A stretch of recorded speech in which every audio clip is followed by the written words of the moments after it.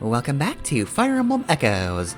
Alm is still trapped in the dragon pit, so it's time to move on. An enemy squad awaits, but this one looks a little different.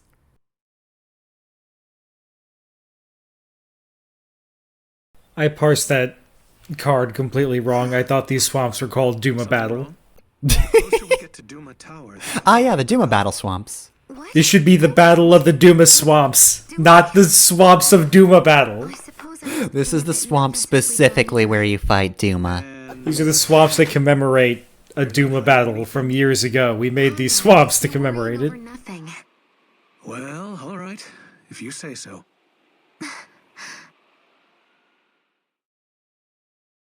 Alright, so it's just a short little intro. So what do we got over here? Well, we've got fiends, that's never good. We've also got a new type of terror. They're called Moguls, and also, oh, what do we have here? It's Jeddah. Richard Epcar is here, and he's looking at us funny. So he's got a whole lot. He's got a Draco shield. He recovers 5 HP each turn. Can't be attacked. Cool. Can't be hit by status effects. I didn't even have status effects. And doesn't even get hurt by using magic. Alright, cool. That seems bad. Let's fight him. What kind of playground horseshit is this? I'm so pleased you've come, aunties. You can't hurt me. I have a barrier that nullifies all attacks. Also, I've got this Draco shield for good measure. I just really don't want to be hurt. I have hemophilia. If you hit me once, it's over for me. Die for trespassing upon this holy place. What? Richard Epcar, you lied to me! This is true, but I've no fondness for interruptions. Right, I just need you, but I do hate them, so I'ma kill them real quick. I trust you will forgive me for being cautious. God, this guy's really out of his gourd, huh? Be careful. Weird, who could have guessed that the evil priest was, evil?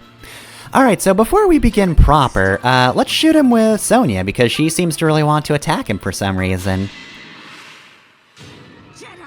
I thought you were going out for smokes! You've no idea how long I've waited for this day. You stole the lives of my sisters and cursed them to become witches. I will avenge them with your blood. Dad, I'm going to beat your ass. Yeah, good luck with that. Both received endless bliss in turn. Only a fool would refuse to see a truth so plain. Actually, you're the weird sister for not becoming a witch. I shall relieve them of it now. Alright, well thankfully Sonia's majoring means that he can't attack back, but yeah, Duma's kinda got his back, so that didn't go anywhere. Alright, so this battle is kind of a survival battle. You could probably guess, but we're not going to really do anything against Jeddah. It is theoretically possible to kill him. We did get a hint as to his weakness. So technically speaking, if you utilize that weakness, and are strong enough to also overpower a Draco shield, you could, in theory, take him out. That is, however, highly unlikely, so I'm not going to do it. No. Absolutely not. It is enough of a pain to take him out in the first place, so, like, having to take him out in this chapter when he has a Draco shield is just... The game doesn't want you to do it, so don't. So that guy that gave you the hit died for nothing, huh? Well, not necessarily. We might fight him later, considering we can't kill him now, or we don't want to kill him now. Again, technically feasible, just don't.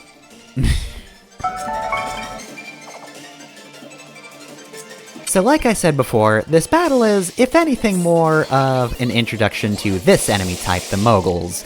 So, Moguls are kind of unassuming in terms of stats. They're fairly fast, and they hit for okay damage. If they go up against a fast character, they're not going to double. If they go up against a defensive character, they're not really going to do damage, but otherwise, yeah, they're kind of just jack of all trades for an enemy type. However, they also have the ability to multiply. So, like, they can just make more of them if you leave them alone. So, technically speaking, when a Mogul's on screen, you either want to be aggressive, or you want to turtle to, distract them, draw them away from just reproducing asexually to try and attack you instead. Otherwise, you just have a whole lot of enemies on your hands, and that's not good. They can very quickly flood a battlefield, and since Richard Epcar is just making them at his own leisure, yeah, we kind of want to just not get close to him, because he'll kill us, but take out the Moguls just sooner rather than later. I'm going to destroy the biodiversity of this swamp by introducing an invasive species, princess. You can't stop me. They have no natural predators here. Because they're weird floating eye things. Actually, to be fair, I do really kind of like the Mogul design just because, like, up until now we've seen a lot of fiends, but they're usually just like zombies or skeletons or gargoyles.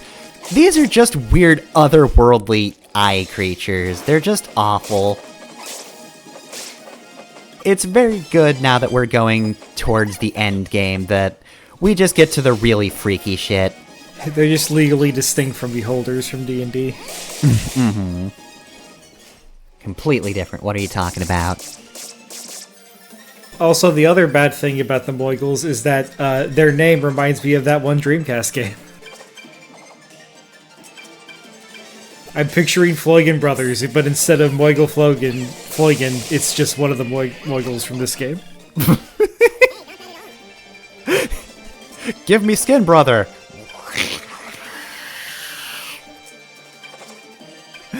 But yeah, so I'm going to say that this is mainly the Mogul intro chapter because, technically speaking, this is also the chapter where a significant enemy, if not the final boss, then one of the late game bosses appears to attempt to stomp you. But I don't think this is really the best example of that type of chapter because Jeddah just doesn't really do anything. He makes some Moguls and eventually he's going to fuck off. Plus, it's also almost the end game, so I guess it is kind of interesting that they waited until now to do this. Because, otherwise you would just think like, hey, I'm late in the game, surely nothing can stop me now, but then here comes Richard Epcar, here to say no. He can in fact stop you. He's still immortal. Anyway, you two talk, I guess. So, I've been thinking, Saber. Bullshit. That's dangerous. Yeah, but anyway. Yeah, Dropping Saber, that. why do they call it an oven when you oven cold food about how to eat the food? That's what it sounds like. Jesse, are you having a stroke? Like us. Take me to the hospital. From Sophia and Rigel both. No nobles, no commoners, just Okay, where Saber, everyone can live I've got free. an idea And when somebody asks for our for help, something I like to call Outer Heaven. To say I forgot that Jesse tried to create fucking Mother Base. I gotta say, the idea. Alright, so here's Jesse. He's this universe's big boss, even though Saber's the one with the missing eye. Does that mean Saber's the Miller? I guess so. Or is it reversed because Jesse's taking the first step? If Jesse makes Mother Base, then he's more like Miller. I guess, okay, yeah, that's a fair point. Also, he's blonde, and the pretty one. Saber was our first mercenary, so, like, I guess he's been gathering everybody else together. Saber just knows a ton of dudes with names like Armored Chicken. Alright, Saber, where is Shoot Gunner? I need to know who Shoot Gunner is in this universe. Shoot Gunner has to invent a gun in this universe to make his name make sense.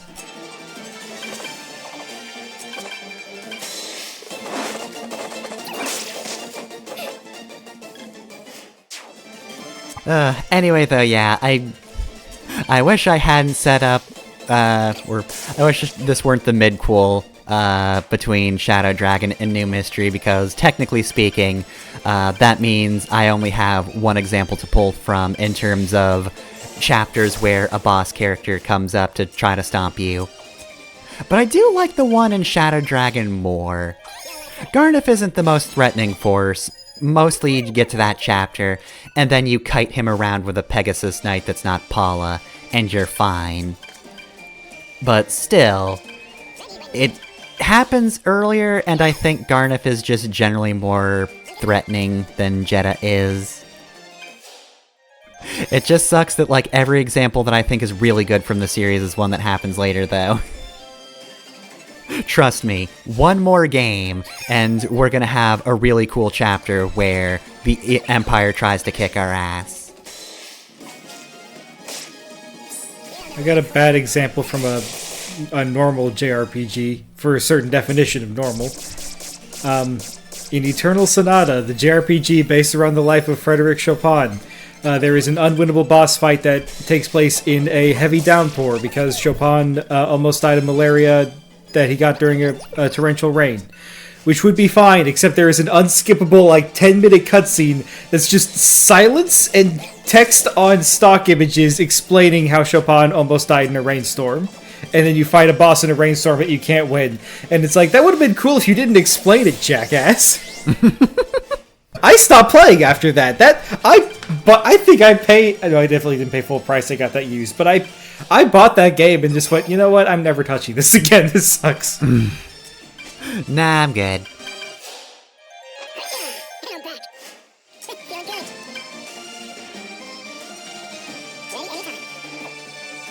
Alright, I'm just gonna position myself here. Please don't hurt me. Alright, I've taken out all of your awful eye guys. And I've gotten Jesse out of here because I don't think he could even touch you. Well, nobody can touch you. You would touch him and he would shatter like glass.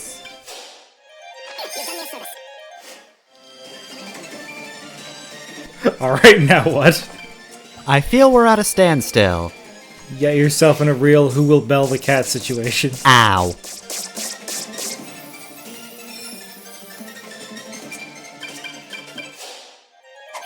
Alright, so this is the other reason why I don't think this is a particularly good example of this kind of chapter is... What are we all doing at this point? Several people are in your range, Jedha. You're just standing there, menacingly. Oh, you're approaching me. We are definitely not. We are staying very far away. I'm backing off, personally. The court said 50 feet. So I just like the idea of getting a restraining order against Jedha, and he's just baffled, like, I don't know what to do with this.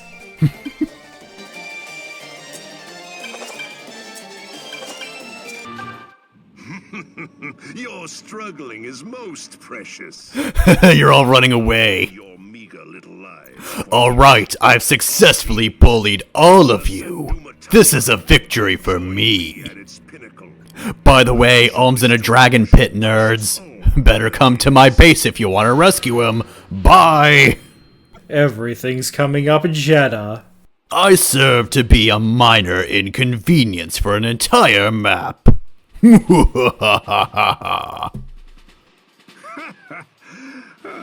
wasn't too bad.